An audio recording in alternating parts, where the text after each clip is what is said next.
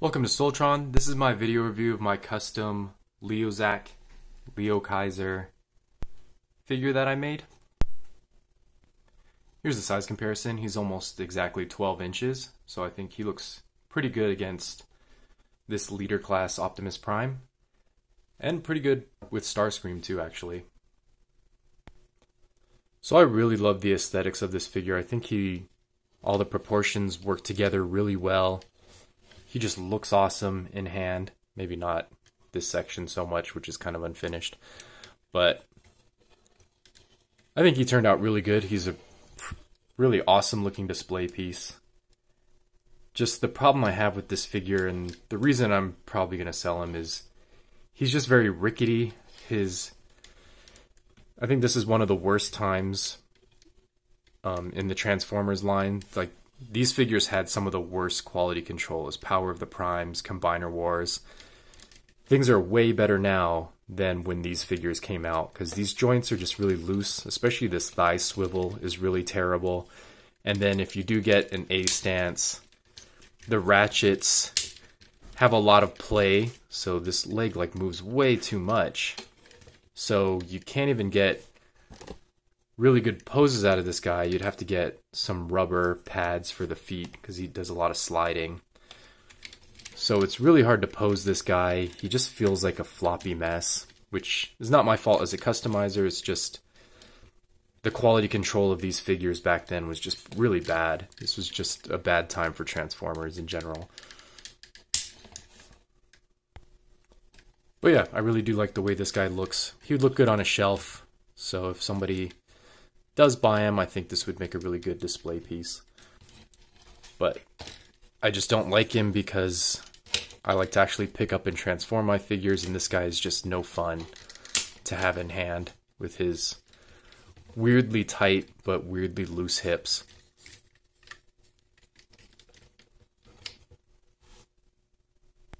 I did also make this accessory for him, which is kind of like his G1 weapon. I have no idea how this thing is supposed to look or how this would be cool for him to wield. I guess if he just has it in his hand, like a spear maybe, that would be a pretty cool look.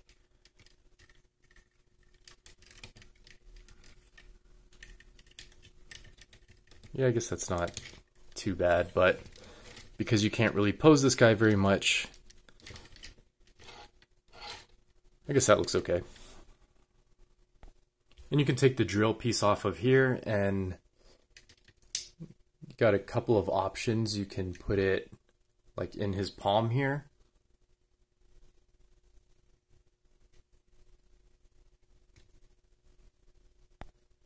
Nope, I lied. Actually, that's not going to fit there. So you actually have to you do have to remove his hand and then just peg it in here. And then you can have this cool drill hand going.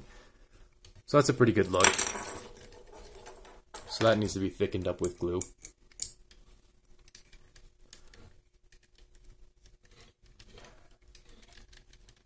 I think that's a pretty good look for him.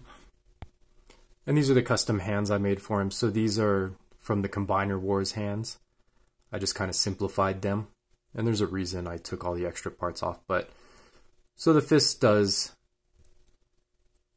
close up into a pretty good looking fist shape. And then it can open up, of course. So it's got articulated fingers. And I guess if you had a hacksaw, you could probably cut these fingers apart and all the fingers would be individually jointed. I don't really like individually jointed fingers, so I didn't do that for this, but you could easily cut between these fingers and they would all be separate. So let's just look at the fist. And then another custom feature I had was the feet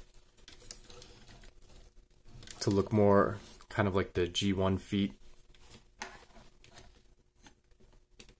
So they kind of raise up a little bit, which I think makes them look nicely integrated with the tanks. And then you can rotate.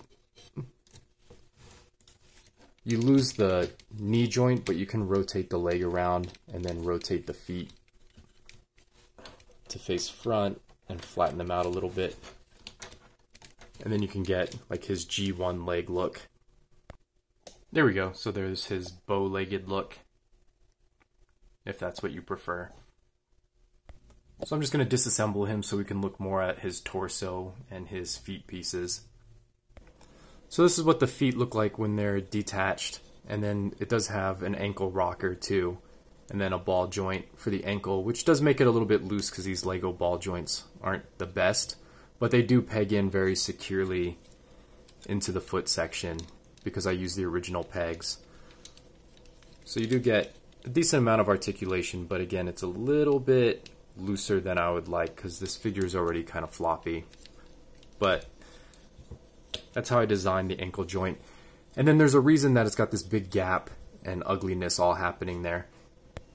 Okay, I haven't handled this figure for a while, so I had to refigure out what my plan was here. But here's the fist.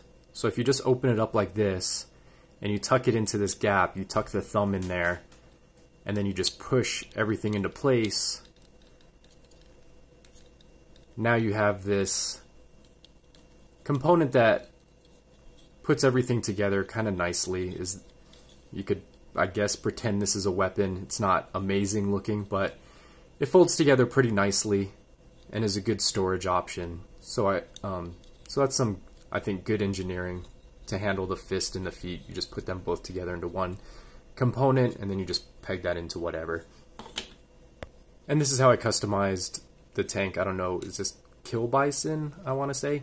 So I gave him these barrels instead of his standard barrel just to make it look more like the G1 figure. So I think that guy turned out pretty good. What is this? Drill horn, I want to say? So to give him his drill tank vehicle, I just turned his whole vehicle mode around, and this is the cockpit now, and that's where his drill attaches. So I think that's not a terrible looking drill tank vehicle, and it makes him look very distinct from the other tank. Okay, and let's look at the main event. So here's the torso. He's looking pretty good. I definitely wanted to have some of these black accents to look like Jaguar in the middle, even though this is all made of one component. And then I had to do like some engineering to get his head into the correct place so that it looks natural, but I think that turned out pretty good. But there's all these really tiny little hinges and things to get his head into the right place and still be able to have him transform without any parts forming. But I really like the way this guy turned out. Obviously I didn't finish out the robot mode, but I think I'm done working on this guy. So to transform him into vehicle mode, he does have like this armature here, which is going to position all of this in the correct place, and then you move the cockpit forward. And then you have this big bald spot, so you need to open this section up, and that'll let this nest in here, and then you basically close it back up into place. Probably gonna have to do this off camera because it's pretty fiddly. Okay, so that's how the cockpit and fuselage section are gonna look. So that actually cleans up pretty nicely, and then you can just of course rotate the wings forward and get those ready in position. And then you're going to want to get rid of his combiner head. So for that you have to open up his chest here and get his robot head out of the way. Let's see, oh, you push it in from the bottom here. So that's going to get his robot head out of the way, and then you have to open this up from the bottom, and then you fold this all up. Let me try to remember how this actually gets in here. Okay, yeah, it's like this. So you have to have the head oriented this way, and then it's just going to fold nicely into the chest cavity, and then you can close up the chest, and you're just going to have this gap here. I was planning on making a breastmaster gimmick, but I just never got around to it. So the chest is just going to have to kind of look like that. And then I put these two gun sections here just to fill him out in his combined mode. So these are going to move out of the way on armatures.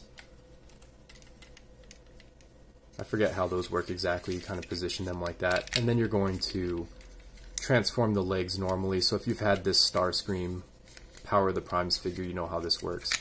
You just collapse these in, clip this together, and then you just basically make everything nice. Open up these tail fins. So I'll just clean everything up a bit. Okay, and then the last thing is getting these arms out of the way, so you're just going to rotate those down, and at the same time you move these gun sections forward. And then they're going to kind of go into the shoulder section like that. And then you have your jet mode, which looks like this. And I think that looks pretty good.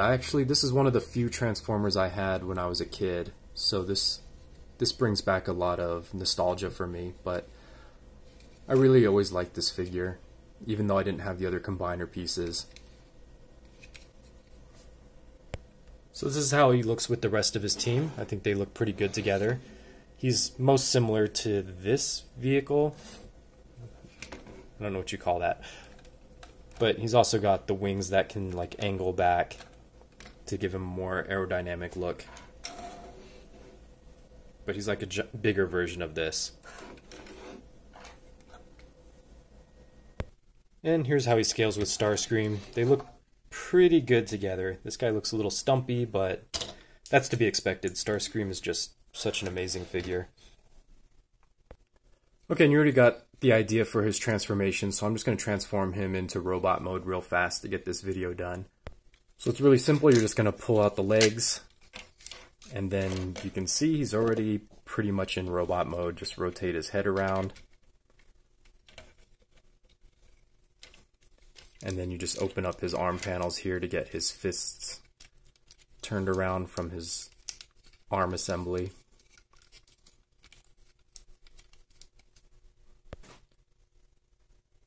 And then you have to open up this back a little bit and tilt it open to give the clearance so that the nose cone can just turn out, and then you can just rotate everything around.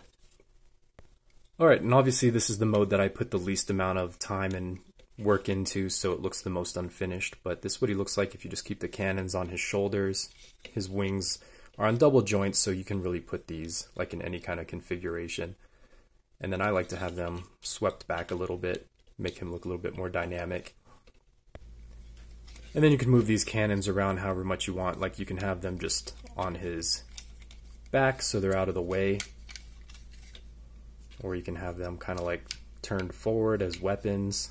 Or maybe like off to the side here. But they're kind of just an afterthought.